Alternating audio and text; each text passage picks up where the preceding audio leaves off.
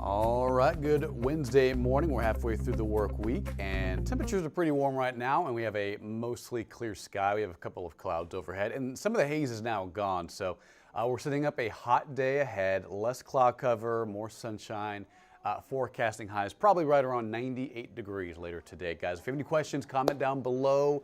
If you're traveling, if you're doing anything around the area this weekend, if you're going to the coast, comment down below, join the conversation. We're going to be answering your weather questions and mostly talking about the weather here, right, in San Antonio, the Hill Country, South Texas, the Rio Grande Valley, kind of that area.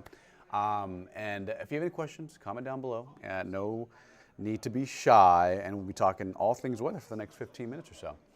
Okay, so a live look around town. There it is. Here's San Antonio, the area. Calaveras Lake, there's the airport. There's near the downtown area, near with our Skycam.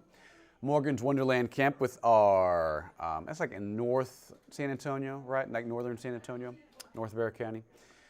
But overall, you know, just some clouds and not many, because the last couple of days we've been kind of inundated with clouds at the lower to mid levels of the atmosphere. And now we're starting to clear out a little bit. And I think today, tomorrow, and Friday will be similar. It's Friday afternoon, things change a little bit, which we'll get to in a second.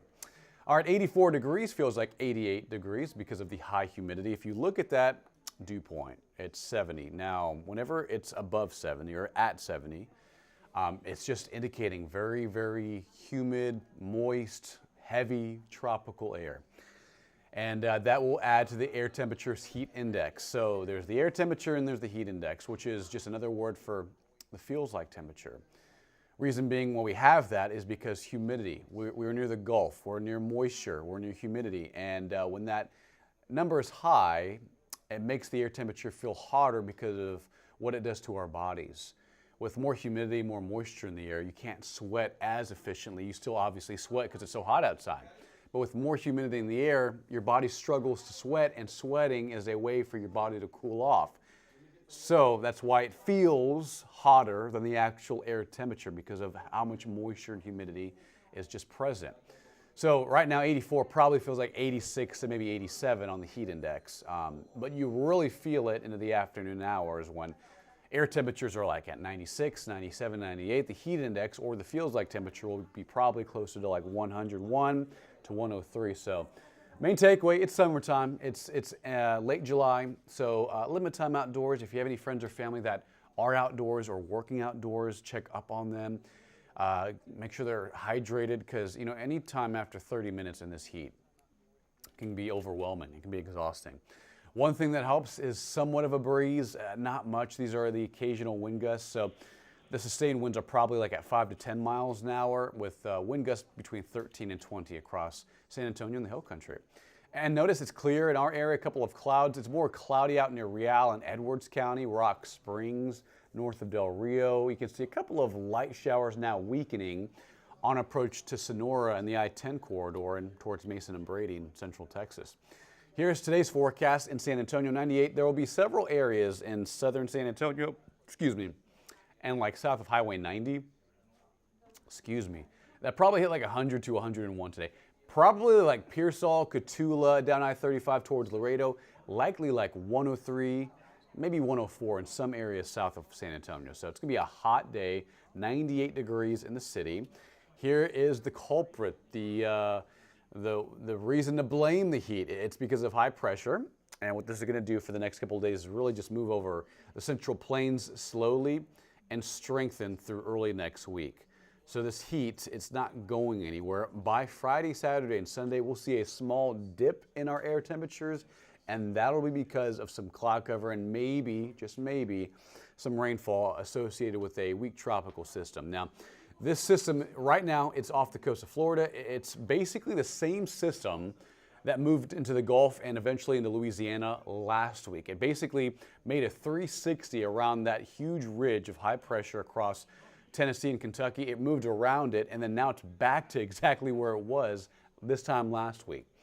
So again, a full 360. Now it's going to cross over Florida, move into the northwestern Gulf, and from there a low to maybe a medium chance at becoming something organized. That could be a tropical depression, maybe a weak tropical storm. This particular forecast model just really doesn't do much on its strengthening.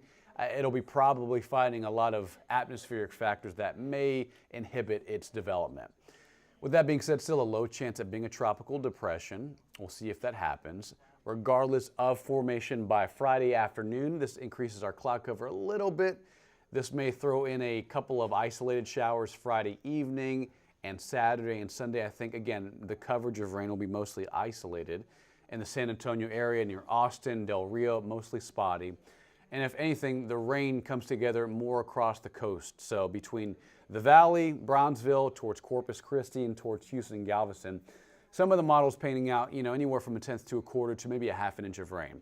But this will extend to some areas across our region, like San Antonio, Austin, I-35, towards parts of the hill country. But the main takeaway is the coastal bend will see primarily most of the scattered rain, or San Antonio and our local forecast area, we'll see mostly like spotty, isolated rain. But that could amount to about a tenth to a quarter if you're lucky enough to get caught under one of those downpours Saturday, Sunday, and Monday. So that could potentially cool things off. So that's why we're not forecasting highs as hot on Saturday and Sunday. Today, tomorrow, and Friday, probably 98 to 97 degrees, but Saturday and Sunday, probably the middle to lower 90s because of just that tropical moisture moving in. So we'll have to watch that closely because that could lead and result to an active radar. So we're going to watch that very closely. From Tony, what's the updated drought monitor come out? It comes out on Thursday, so it's Wednesday, right? So we'll see another update on Thursday. I think we can bring it up really quickly before we say goodbye.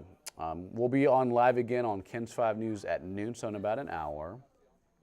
But before we go, let me see if I can pull up the latest drought report. It's not in my show. Give me 1 second, guys. Yeah, so if you have any outdoor plans today, tomorrow, through Friday, it's just going to be hot. Limit time outdoors, bring shade. It's definitely going to be really hot. And obviously it's July, so no big surprise there. But, through summertime, you can definitely see,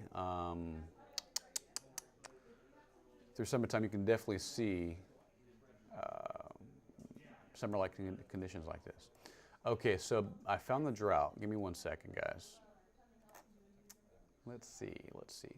So this next drought graphic, we'll start off with what it looked like in mid-March. It says 3 months ago, but it's really the file from mid-March, and you can see how bad it was. So mid-March, 4 months ago, I'll have to change that because it's July. So July, June, May, April, March, that's about 4 months ago.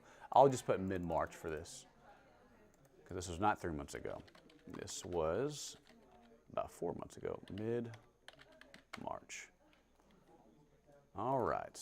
So obviously back in mid to early spring, it was bad across the entire state. Not so much Dallas and like Northeast Texas, but here in our local area it was bad. So this was back in mid-March. Fast forward to today, and we'll get another update tomorrow on the drought report.